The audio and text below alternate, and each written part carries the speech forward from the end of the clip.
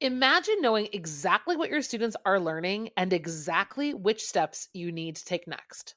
Join us in Down with the Reading Quiz to craft meaningful and productive formative assessments that move away from gotcha moments of basic recall and toward assessing what your students actually can do. In this 30-minute free masterclass, we'll share 3 powerful assessment keys that work for any novel at any time of the year. Head to shop.bravenewteaching.com/masterclass to sign up, and we'll also send you a free workbook to keep track of all your notes. Once again, that's shop.bravenewteaching.com/masterclass to nail formative assessments forever.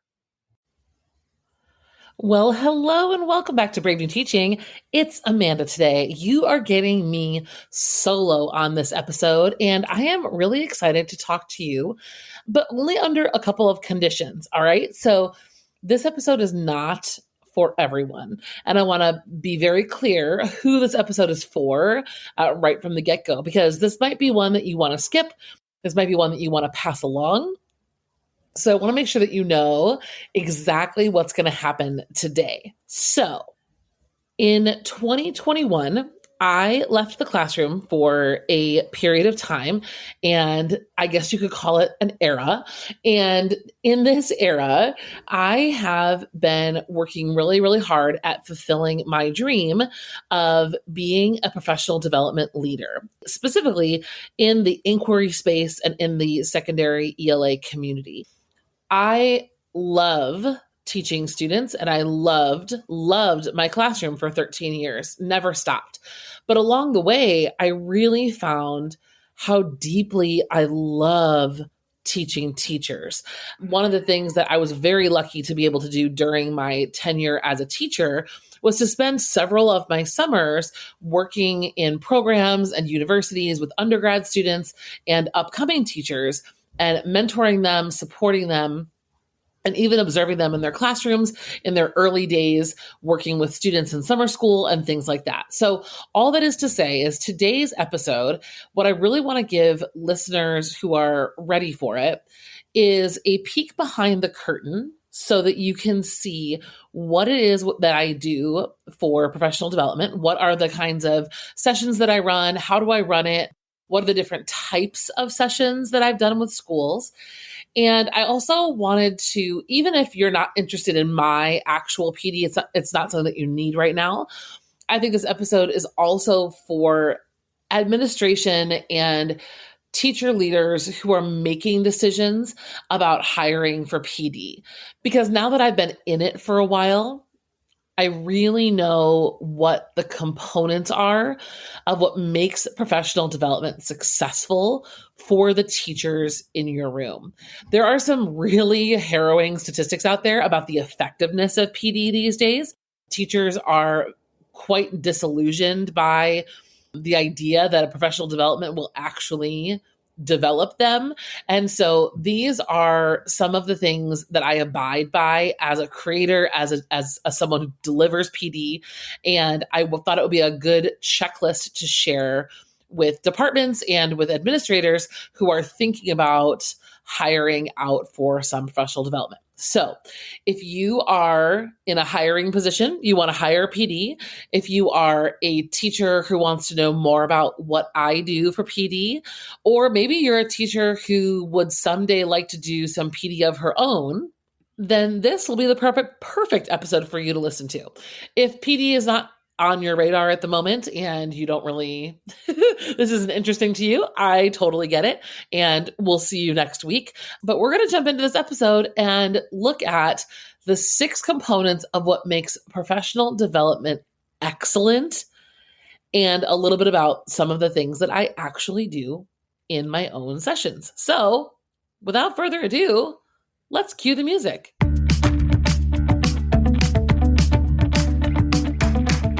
You're listening to Brave New Teaching, and we are so much more than a podcast. We give teachers the inspiration, support, and tools to challenge the status quo. I'm Amanda, and I'm a former English teacher from Illinois. And I'm Marie, and I'm a teacher from Southern California. Join us at bravenewteaching.com to find out more about our courses, festivals, and get every episode's show notes.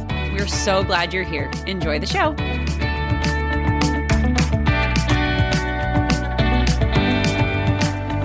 go through this checklist of really like my 6 most important things that the best, most phenomenal PD should have.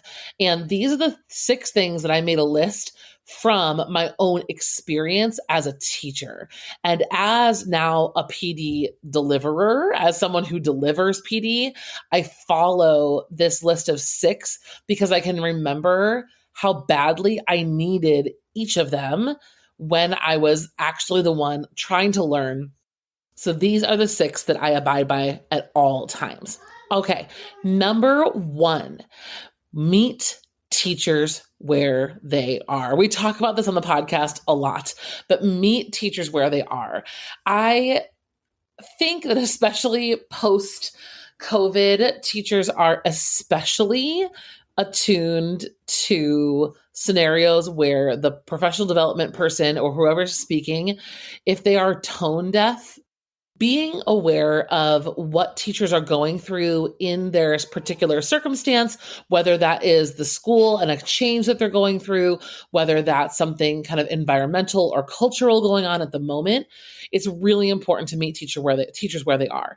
And so one of the things that I do to do the best that I can as an outsider when I go into a school, part of my package and whenever I put together an offer for a school is it includes multiple planning sessions with the department chair, with the leaders who are involved in the progress and the process of what's going on at that school.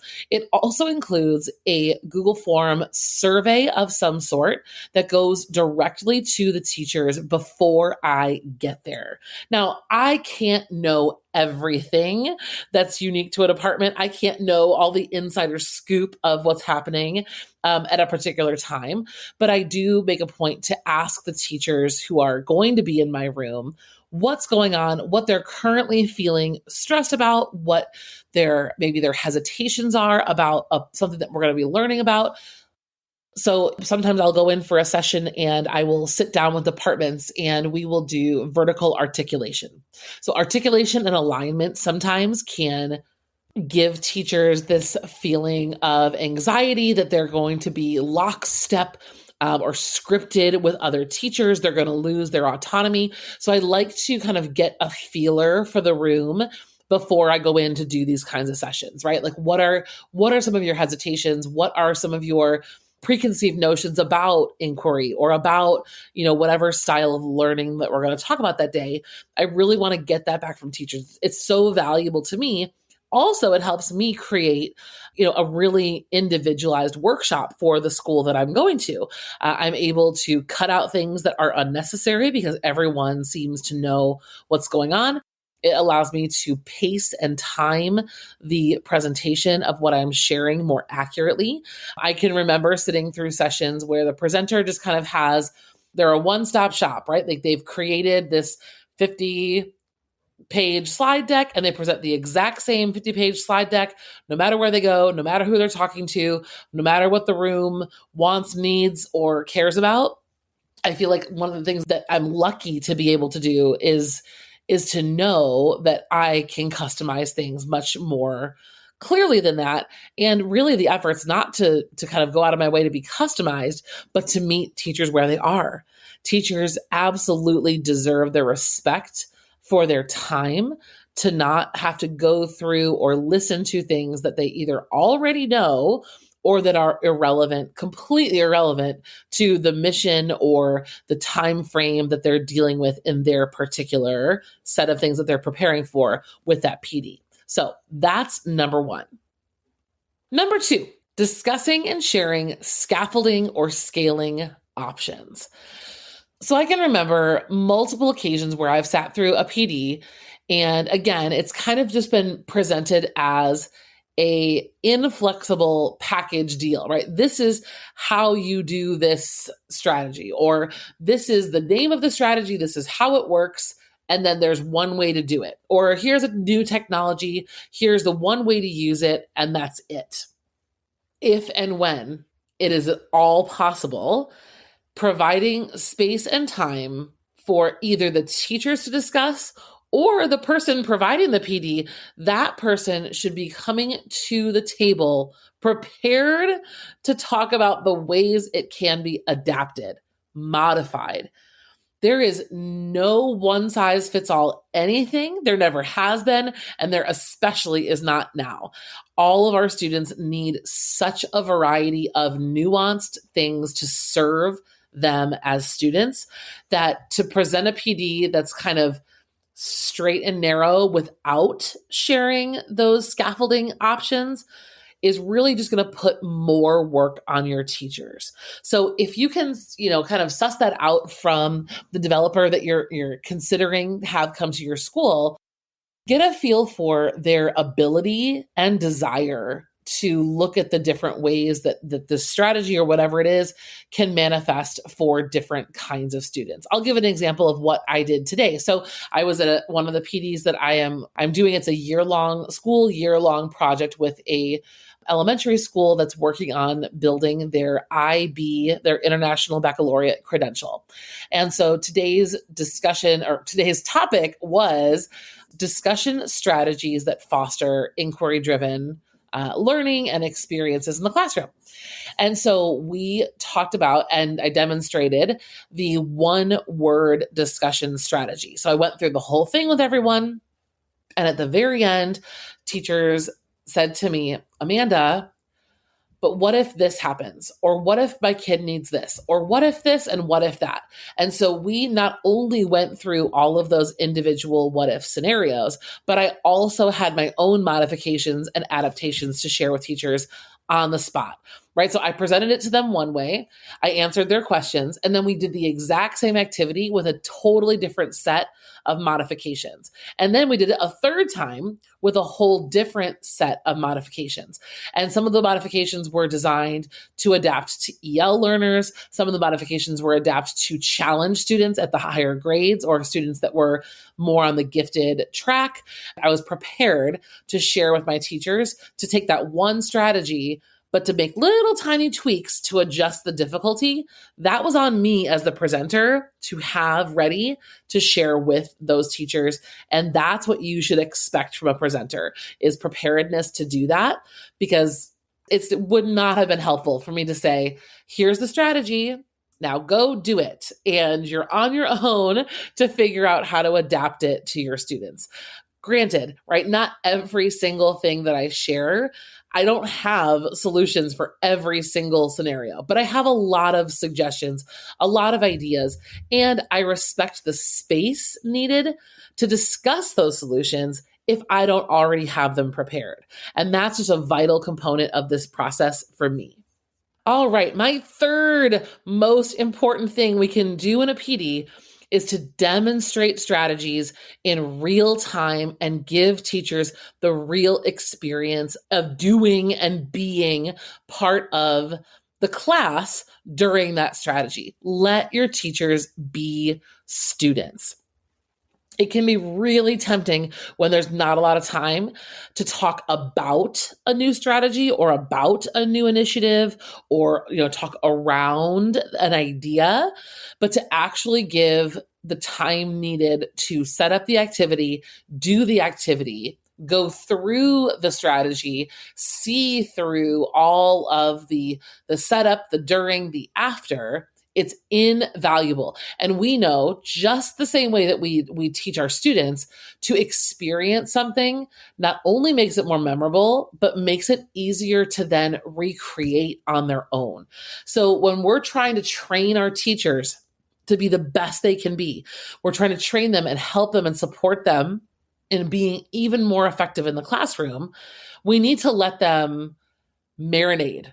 We need to let them be in it. If we attack them with a list of new ideas and do a lot of talking about them, it's not going to settle in the same way that getting to do the experience is. I can remember at one of the best NCTE conferences that I went to, I attended a Shakespeare workshop, and that was exactly how they ran their Shakespeare workshop. So again, I'm taking this list of 6 things from the best PD that I've ever experienced, and I'll never forget. We learned this argumentation strategy, this characterization strategy, and they called it angel versus devil. And so the idea was that one student would play the main character who's got this kind of moral decision to make. And I believe we did Macbeth for our sample. And so one volunteer was Macbeth and stood in the middle of a line taped on the floor. And then a group of us stood on one side of that line, and then the other half of the group stood on the other side of the line. And one group was the angel group, right? That was the group who was trying to encourage a positive moral decision. And then there was the devil group that was trying to encourage the less positive moral decision. Whenever I've taught it, I've called it the shoulders decision. So it's like, it's still a play on that angel versus devil sitting on your shoulder. I just don't use angel versus devil. I use the shoulders. And so the cool thing about this experience is that, we're sitting, I was on the devil side. I can still remember it. And I'm there with like 6 or 7 other phenomenal high school English teachers. And we're kind of brainstorming what are our quick win arguments to get Macbeth to follow through on murdering King Duncan. We're trying to get him to pull out the knife and dig it in. And so we're over here, we're brainstorming. And so we take turns kind of calling out to Macbeth why he should go forward with this plan, why he should kill Duncan. And as we're calling out our arguments, Macbeth in the middle is either moving closer to us on that line of tape or closer to the angels. They're calling out arguments as well. We're going back and forth, back and forth, back and forth. And I can remember being part of this experience and the energized feeling that I had in watching that middle character move closer to my side. And I could actually see that my argument was working in real time. And so to know and to have that experience as a teacher, not only could I recite the exercise back to you almost instantly, but it was so easy to implement in my classroom right away because I had already done it. I didn't read about it, take notes on it. I did it so that I could do it again quickly. If we're looking for professional development to be effective in the long run, we need teachers to be excited about the strategies that they're learning, excited about the opportunity to actually do something that they loved as well. And so that is part of why we need to make sure that there's ample time for teachers to experience the learning themselves. That's how we're going to have a higher return on investment in the time that we're giving teachers, in the spend that it costs to bring in someone who's going to give professional development. As someone who does this, I charge what I charge to my schools, but I charge based on what I know I am able to provide my teachers for months and months and months to come, and how much time I spend ensuring that the way that I've packaged the experience of the day is something that's going to be long lasting. That is so vitally important. All right, number 4, I also think we need to be really clear about this one. Professional development leaders must be upfront and honest about pitfalls. Okay, so this kind of links back to numbers 1 and 2. We don't want to go into any experience as a leader being tone deaf or being so passionate about your system that you're blind to the places where it's going to be difficult for certain learners, certain teachers, certain situations, right? So being really upfront and honest about where things can go wrong goes a long way with staff. As a teacher, I can remember really respecting someone who came in and said, this works really well in X, Y, and Z scenario, but I'm going to be honest with you, it's still not quite there for these other scenarios or these other student populations. It's okay. I don't think we are really looking for someone to sell us snake oil, or we're not looking for someone who's going to give us a one-stop shop Band-Aid. This is going to be a miracle drug. No, that's not what teachers want.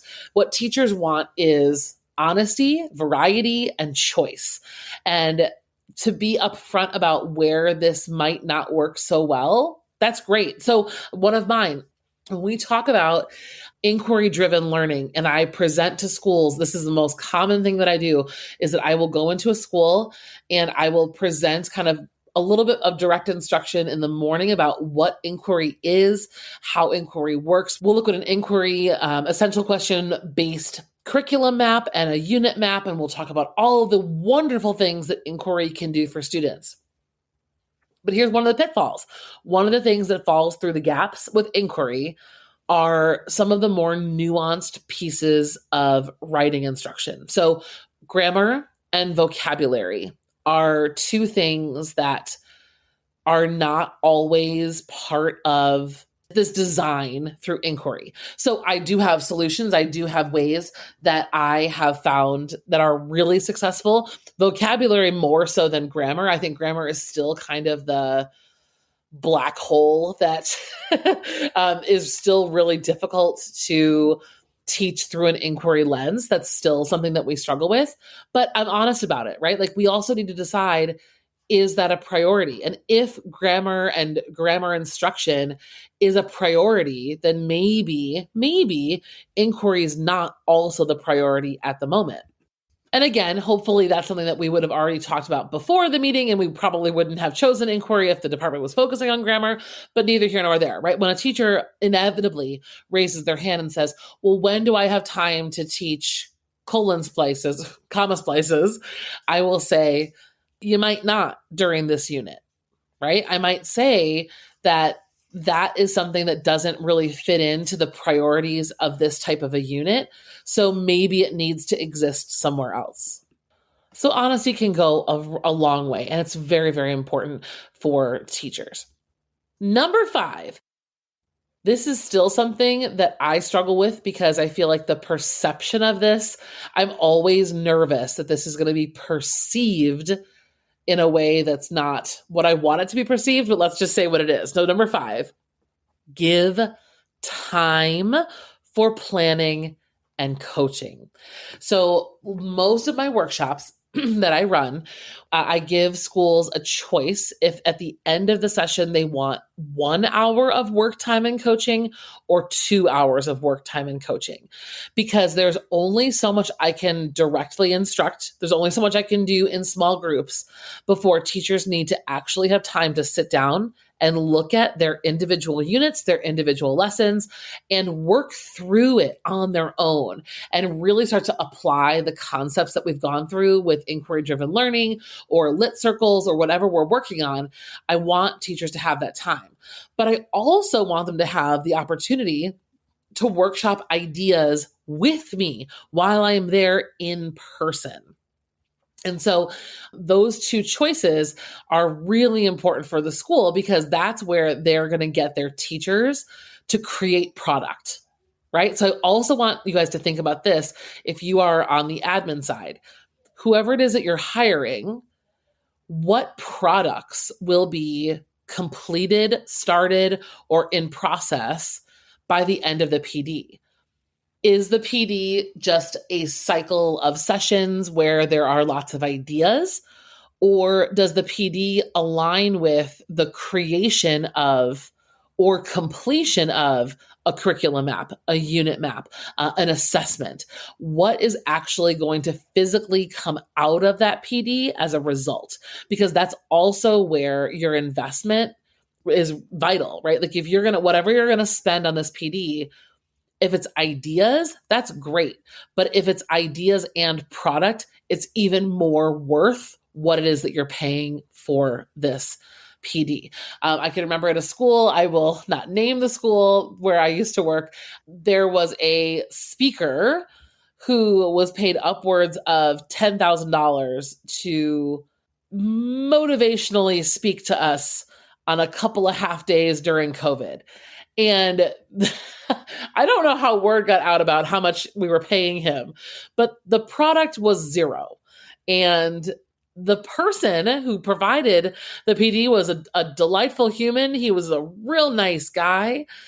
but the buy-in was just, I can't imagine that there was a very high return on that investment. Now, maybe there was a return on the perception from the community or something like that, but if you got 10K to spend on professional development, spend it on someone who's going to get your teachers to produce work and is then also going to vet that work. That is a really core component of the ends of my workshops. I also make sure that sometimes schools will ask me if I can take this part off, but all of my workshop packages come with at least 1 hour of a coaching follow-up phone call. So anyone from the team that I've worked with can call me and we can be on the phone for at least an hour post PD. So a couple of months later, I check in with the school. I say, how are things going? Can we set up an hour that your teachers can kind of come in for a Q&A session? Or I can work specifically with one team and we can troubleshoot the things that they've learned from me, they've designed at our PD, they then implemented. And now a couple months later, we can actually talk about their success. We can tweak and we can kind of get into the depth of what it is that we do as curriculum designers. 1-2 days PD is wonderful and amazing and life-changing, but it also needs to get in front of kids, right? Like we need to test this out in front of kids. And even the best laid plans can go horribly wrong when human teenagers actually sit and do the thing that we thought was going to go so well. And so that's really important, is to find not only the balance of work time, right? I think a lot of times admin or whoever is writing the check can be feeling like they need to see something else on that itemized line of the to-do list. And that to see that teachers are having work time doesn't feel like it's valuable. I can assure you that it is. I can assure you that teachers are begging for time to implement what they've just learned because they need to do it right away. There are too many things on their mind, too many things on their list, that if they got a great idea during a great PD, they need to go plan that great idea right now. They need to go do it. And ideally, they need to go do that with then the guidance of someone who just provided the PD to help them with that. I do a couple of these sessions in Ohio every year, and we always conclude together with, like, I have kind of like a deli counter system where teachers will like take a number and then I call them over number by number and we will go through their whatever they've worked on. Maybe they were drafting essential questions. I will work through the wording with them. Maybe they were creating a list of supplemental texts to go with their essential question unit. Maybe they were aligning their Sesame Street quizzes and trying to choose and best match their standards and skills, right? Whatever they were trying to work on, that's what I'll support them with in that coaching time. And then we'll move on to the next number, next number, next number. Okay. And number 6, I kind of already hit it with 5, but circle back. Circle back. Are the people that you're hiring for PD dropping in and disappearing? If so, don't keep hiring them. Great professional development leaders and leaders in education. As someone who's in this field now, like, I want our field to be known not as people who are just drive by, here's the new hot thing, it's super trendy, go teach it this way. No, I want to be known as a teacher of teachers and someone who is part of your school's life and culture and comes back and visits and revisits things, whether that's virtually, whether that's coming in the spring and then again in the fall, visiting at the beginning of the year and then mid-year. I want to come to your school as a PD creator. I want to be with your teachers through multiple seasons of their work. If we are working on inquiry-driven learning and designing units with essential questions, it's not going to be done in one session. It's not going to be over. The practice and the experience is going to take time. And for someone to just kind of drop in and then never check back in, that's really unfair, I think, for the teachers in the room. So I would like you to know that that's a priority for me. It's not always possible to physically be back in the same space together, but I want you to know that like that is something that you can and should expect for great, fantastic professional development. That's going to wrap up our list of 6 for today. If you have questions about the PD that I offer to schools, I would love to be in touch with you and talk to you about that even more. I'm going to leave my contact information in the show notes for this episode. Everything that you need will be there today. Sochi, my daughter, says hello today. Do you want to say anything else to these lovely people? Yeah. They have been so quiet and patient while Mommy's been recording. But why are you saying forever? Forever. Well, because I really want to help teachers become better at what they do. What do you love the most about school? Outside. Going outside? Well, that wasn't the answer I wanted. So anyway, thank you all for being here today. Thank you for listening. Please head to the show notes for more information. And I would love to come out to your school. I would love to come talk to your departments about vertical alignment, horizontal alignment, genre-based units, essential questions, and even bigger conversations around inquiry. I am your person. I am your go-to. Even if we just hop on the call to see what would be a best fit, I would love to do that. So please don't be shy. Don't hesitate to reach out. And I hope to meet you right where you're at and help your school and help your teachers and help your students move forward with confidence, curiosity, and adventurous teaching in their lives. Thanks for hanging out with me today, guys. Bye-bye. Thanks again for listening to Brave New Teaching. We'd love to keep the conversation going over on Instagram. And while you're there, check out the links in our bio for the most up-to-date events going on in the Brave New Teaching community. Thanks for being here and have a great week at school.